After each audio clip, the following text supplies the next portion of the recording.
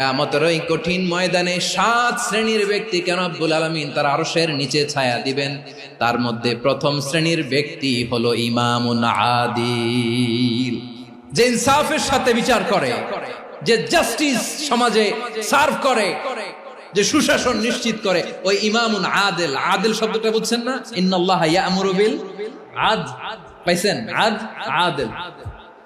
7 শ্রেণীর ব্যক্তিকে আল্লাহ তাআলা সুশীতল আরশের নিচে ছায়া দিবেন, যেদিন তার দেয়া ছায়া ছাড়া কোনো ছায়া থাকবে না। এর প্রথম হচ্ছে ইমামুন আদিল, ন্যায়পরায়ণ শাসক। চিল্লায় বলেন সুবহানাল্লাহ।